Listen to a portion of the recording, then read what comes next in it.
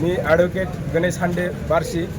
आज तहसीलदार साहेबांना एक निवेदन देण्यात आलेलं आहे। तहसीलदार साहेब सोलापूरमध्ये जरी असले तरी त्यांचे इंचार्ज बदे साहेब म्हणून होते, त्यांच्याकडे ते निवेदन सुपूर्द करण्यात आलेलं आहे। ते निवेदन अशा पद्धतीचं होतं की 27 तारखेला काही गोरक्षकांवर गुन्हा दाखल करण्यात आलेला आहे। त्याच्यामध्ये प्रामुख्याने दोन गोरक्षक सुमित नवले व आकसकर यांचेही नावं घेण्यात आलेली आहेत, पण ती नावं त्या गुन्ह्यामध्ये नसताना सुद्धा काही बार्शीतल्या एक तांबोळी आणि 2 शेख ह्या व्यक्तींनी पोलीस प्रशासनावर दबाव आणून त्या नवलेचं नाव आणि आकसकरांचं नाव ह्या फिर्यादीत घेण्यासाठी दबाव आणलेला आहे। तर त्याचा पहिल्यांदा मी जाहीर निषेध करतो।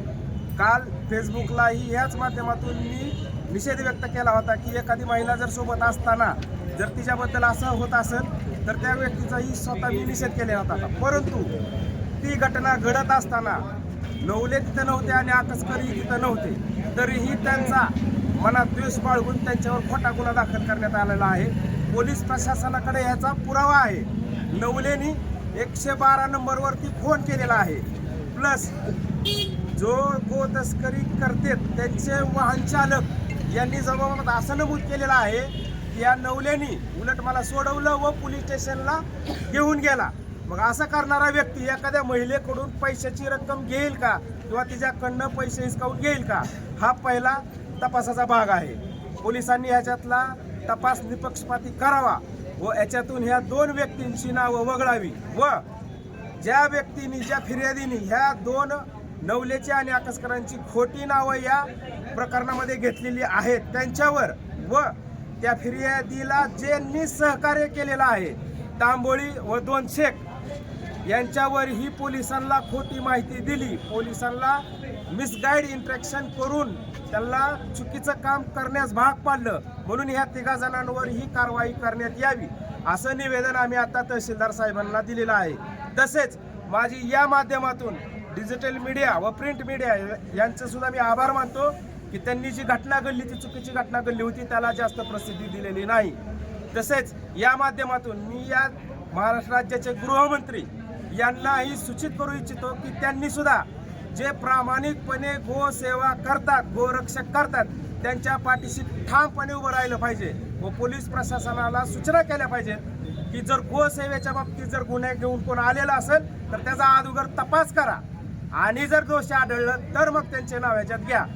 तसेच महाराष्ट्रातील सर्व पोलीस निरीक्षक आणि पोलीस महासंचालक यांनाही माझी विनंती आहे की जे पोलीस प्रशासनावर दबाव आणू इच्छितात व खोटे गुन्हे घेण्यास भाग पाडतात अशा लोकांची टोळी जेरबंद करून त्यांच्यावर मोकोकासारखा कायदा लावावा, जेणेकरून इथून पुढं कधीही खोटा गुन्हा नोंद करून घ्या म्हणून कुठलीही पिढी जन्माला येणार नाही व कुठलेही विघ्न संतोषी लोक इथं तयार होणार नाहीत। तसेच बार्शीमध्ये आजपर्यंत हिंदू मुस्लिम कधीही दंगल झालेली नाही। हे जे काय 2-4 टाळके आहेत ह्या लोकांनी विनाकारण गोतस्कराच्या नावाखाली मुस्लिम बांधवांना मिसलीड न करता जी काही योग्य माहिती आहे ती द्यावी व हिंदू मुस्लिम वाद लावायचा प्रयत्न करू नये। तसे जर झाले तर येणाऱ्या काळामध्ये त्या 3-4 जणांना याचा जो काही असेल तो भुर्दंड भरावा लागेल व त्यांना याचा जिम्मेदार ते लोक असतील अशी या माध्यमातून आम्ही त्यांनाही सूचित करू इच्छितो व तहसीलदार साहेबांना सुद्धा पुन्हा एकदा त्या निवेदनाच्या मार्फत सांगतो की याची योग्य दखल तात्काळ घ्या व त्या गुन्ह्यातील आरोपींची नावे वगळून मिसलीड केलेल्या लोकांची नावे गुन्ह्यामध्ये घ्या अशी विनंती मी या माध्यमातून सर्वांना करतो। ग्रामीण पोलीस स्टेशनला जो गुन्हा नोंद आमचे गोरक्षक बांधव यांच्यावर झालेला आहे त्या अनुषंगाने आम्ही आज पोलीस निरीक्षक साहेब आणि तहसीलदार साहेबांना आत्ताच निवेदन आम्ही दिलं आणि तसं त्याच पद्धतीचं निवेदन आम्ही PI साहेबांना आम्ही देण्यासाठी आम्ही या ठिकाणी आलोय। स्वराज्य संघटना असेल किंवा सकल हिंदू समाज असेल किंवा जाणीव फाउंडेशन असेल अशा विविध संघटनेच्या माध्यमातून आम्ही साहेबांना आता हे निवेदन देत आहोत। त्या निवेदनाचं वाचन मी एक थोडक्यामध्ये आपल्यासमोर करतोय। पोलीस निरीक्षक साहेबांना आमची विनंती आहे की जे आमचे बांधव आहेत गोरक्षक जे आहेत आमचे हे 27 तारखेला मध्यरात्री जो काही प्रकार घडला त्याच्यामध्ये गेली 10 वर्षापासून हे बांधव जे आहेत साहेब तुम्हाला पण ज्ञात आहेत, ह्या व्यक्तींना तुम्ही ओळखता कारण गेली 10 वर्षापासून पोलीस प्रशासनाचं काम हलकं करण्याचं काम आमचे बांधव दिवस रात्र डोळ्यात तेल घालून करते। कारण तुम्हाला सुद्धा माहिती आहे साहेब, जर एखादी गाडी भरायची असेल गोहत्येसाठी नेणाऱ्या जनावरांची, तर हे हरामखोर ह्यांना जर समजलं की ह्यांना जर भनक जर लागली पोलीस येणार वगैरे, तर हे 12ला भरणारी गाडी कधी 1ला 2ला 3ला 4ला आमचे बांधव रात्रभर डोळ्यात तेल घालून तिथं गाडीची वाट बघत बसतात. काय दिवस तर त्यांना गाडी सापडत नाही. असे रात्रच्या रात्र जागून आपले म्हणजे तुमचं जे काय काम आहे ते हलकं करण्याचं काम आमचे गोरक्षक बांधव इतके दिवस करत आले. गेल्या 10 वर्षामध्ये आमचे जे 2 बांधव आहेत, गोरक्षक सुमित नवले असतील किंवा किशोर आकुसकर असतील, यांच्यावर साधी एक एनसी सुद्धा साहेब पुढे दाखल नाही. जर तुम्ही पोलीस रेकॉर्ड तुमच्याकडे सगळं आहे त्याच्यामध्ये तुम्ही बघू शकता.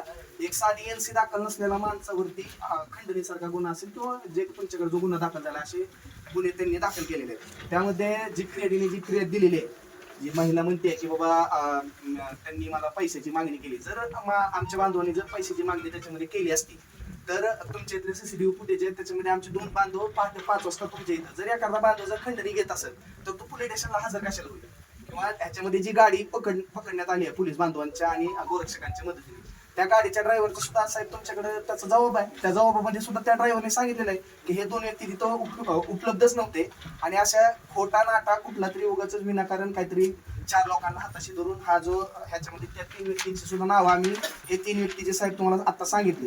हे 3 व्यक्ती विनाकारण प्रत्येकच गुन्ह्यामध्ये कुठल्या ना कुठल्या मार्गाने हे इब्राहिम शेख असतील, मोहसिन तांबुळ असतील, शहाबाद शेख असतील, हे प्रत्येकच वेळेस म्हणजे कुठल्या ना कुठल्या गुन्ह्यात मला जर हा जो पुरीशी जो आता पिरियड आहे हा मूळचा आहे पापनसचा, ह्याच्या आणि त्याचे काय संबंध आहेत का, पाहुणा आहे का रावळा ह्याचा, ह्याच्यामध्ये पडण्यासाठी हे कुठंतरी हे थांबलं पाहिजे. खोटे गुन्ह्याचं जे काय सत्र आहे हे तिघं प्रत्येक वेळेसच खोट्या गुन्ह्यामध्ये विनाकारण अडकवण्याचा प्रयत्न करतायत. तर त्या महिलेची सुद्धा CDR काढण्यात यावी साहेब, अशी आमची विनंती आहे तुम्हाला.